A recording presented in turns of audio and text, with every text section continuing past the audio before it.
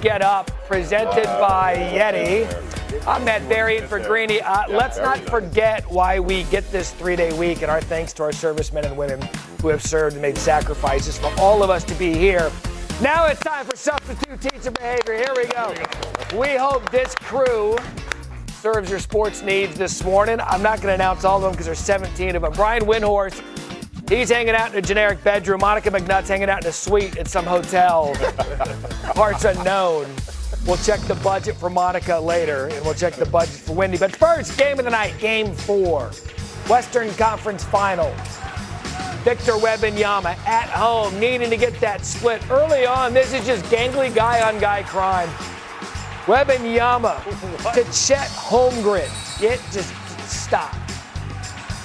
Alan, I'm going to bring you into the highlight because this was a physical game, not much scoring, but here in transition, Vassell to Wemby. This was just good. Wembanyama at the start of this game was a dominant force, which he's been throughout the season, but this was a great competitive response. Here, De'Aaron Fox, a good high handoff to Wemby. Wemby, the reverse tip-in. Yeah. Spurs up by 8. Closing seconds of the half.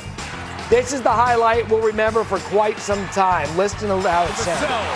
Wembanyama, I think he's going to go. From midcourt. Got it!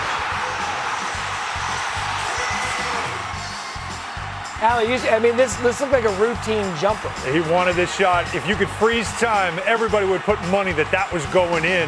He wanted that ball. He wanted that shot, and there was no doubt he was making that shot. It's a big-time play. Wemby, 22 points in the first half, had 26 points in all of Game 3. Spurs up 12. Later, Stephon Castle picks Isaiah Hartenstein's pocket. We're running. Oh, my God. Again, look at the finish on the break. He's jumping from the dotted line. There's no stopping that. But their defense, Matt, they were all over. Their energy was off the charts defensively in this game.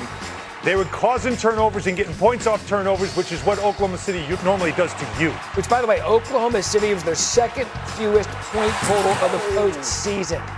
They only had 38 first-half points, and Wemby and company took advantage. Beat down in San Antonio last night, 103-82. It's been a sensational postseason for Wembanyama, who continues to stuff the stat sheet with his play. Yesterday joined Bill Walton in 1977 as the only player since blocks became an official stat in 1974 with 300 points, 150 rebounds, and 50 blocks in their first career postseason. Walton led the Blazers to a title that year. Wemby, however, he shouldn't, and he's not getting ahead of himself just yet. We didn't do nothing unexpected, but the truth is that we had never been in this kind of situation before. It was our first deficit, and we just responded, but it was nothing amazing. It wasn't magic. We just did what we needed to do. They just punched us in our face early. It's 2 games in a row. They've come out the aggressors. Last game we were able to course correct. Tonight, we just didn't do so. They did not do so, and because of it, we've got a series tied at 2 apiece. Time to unpack this from several different angles. Wendy, I want to start with you. What was your biggest takeaway from what we saw last night? Yeah, they played with an appropriate level of force from a team whose season was under threat. It wasn't an elimination game, but you go down 3-1 going on the road, you're cooked. And that's the way that they played. And I'm going to say going forward in this series, the alarm bells should be going off a little bit for the Thunder because this was the first game they played in the playoffs without A.J. Mitchell and Jalen Williams. And boy, did it make a difference in their offensive creation. It's one thing when you're missing one. When you're missing 2, it puts so much stress on Shai Gilgeous-Alexander to create.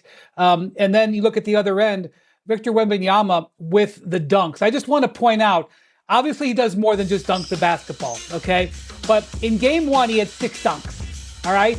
In games 2 and 3 combined, he had 2 dunks. He had 1 in each game. Last night, you could tell the force he was playing with.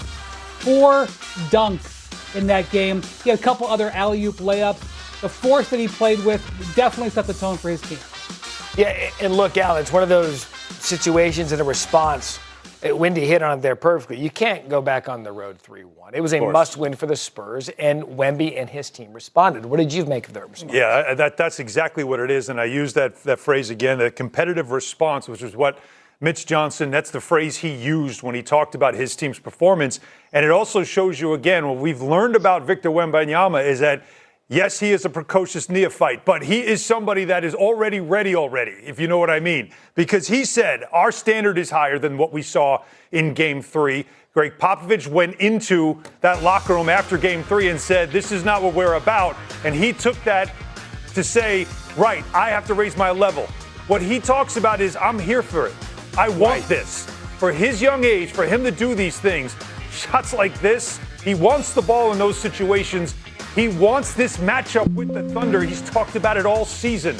So while we all say they're young, they might not be ready yet, he's saying, I'm already here. Yeah, and Monica, we talked about this during the regular season where you saw Wembanyama grow into the player where it was clear he wants the ball in his hands when it matters most. Question, though, now you're putting out all this energy in the playoffs. Can he sustain this level of play and this high energy now for a series that appears to maybe be going the distance? Matt, this was my question watching last night. I mean, he was fantastic, but he was also fantastic in Game 1. And then Game 2, he looked physically exhausted. I think Wemby nailed it in terms of the injuries for the Thunder. I also think both of these teams, I'm not going to say that they are alternating taking games off because I wouldn't disrespect the pursuit of a championship in that way. But when we get to the games, you can almost tell which team won the previous game based on the gas that's left in the tank going into the next one. And so I think as we look at the Spurs, if they are the team that can stay healthier around Victor, but I still don't know the answer to the question if it's going to require the Herculean efforts from Victor versus his, light double-doubles, if you will, when you're talking about a guy like this. And when we saw the numbers there a moment ago of how good the Spurs are with Wemby on the court relative to when he's off. I mean, it doesn't take a stat scientist to figure out they're better with him on the court. But you are going to have to preserve his energy, like I said, for a series that appears it could go the distance. How would you use Mitch Johnson in the minutes to maybe preserve Wemby a little bit to keep him fresh as this series wears on? Well, I'm sure this is one thing that the Spurs are going to try to examine because they are being pushed to levels that they've not been pushed before with this group. And, typically their rotation has been to give Victor bigger stretches of minutes off the court. And what we have seen, and you saw, referenced Shea earlier, how they fell behind in the last 2 games and they were able to come back.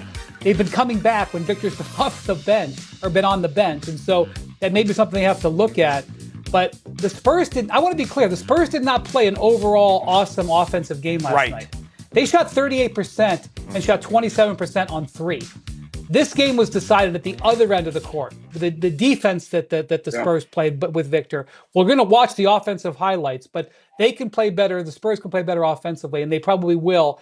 Oklahoma City. And the defense, and Wendy hit on it there. I mean, they stifled a team, again, second lowest postseason output this year. Yeah, they changed up what they were doing. And that is to, instead of trying to trap and blitz Shea Gilgeous-Alexander further away from the basket, getting the ball out of his hands, they instead let him go one-on-one once he got towards the paint because we know he's not going to shoot threes.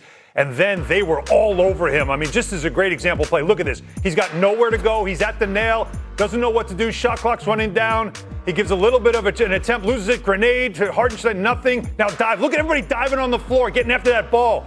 That's 3 players against 1. 2 guys dive on the floor against Gilgeous-Alexander. They made his life miserable all night. All but one of his shots were contested in this game.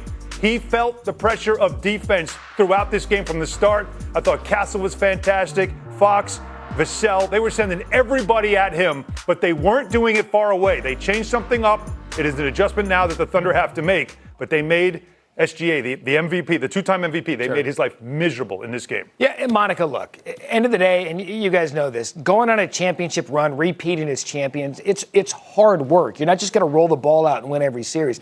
Is that the case with Oklahoma City, or is this perhaps a matchup with San Antonio that might be the worst matchup they could have because we saw it in the regular season? San Antonio's not scared of this team. Yeah, it is definitely the worst matchup they could have drawn, Matt. Like, you're on it in that. But to Alan's point, the Spurs had 25 points last night off of Thunder turnovers. But I just also think whether you're talking about the offensive output, Wendy did a great job using the dunks as an example. Or if you look at the defensive output, when you talk about the Spurs and the way that Alex Caruso and those guys were getting into Victor Wembanyama's legs and the effort that they put, it's just going to require so much to get out of this series.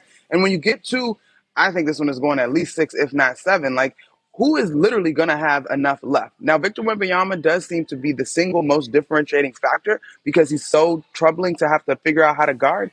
but just the swings and the effort in this one are just undeniable. Yeah, and here's what I love about this series, too. Someone's going to have to break serve. We keep going win, win. To win the series, you're going to have to break serve. Cannot wait to see that with you guys all morning, talking NBA, including a big one for the Knicks. Can they get to the finals? We'll find out. We'll have some more NBA discussion coming up in just a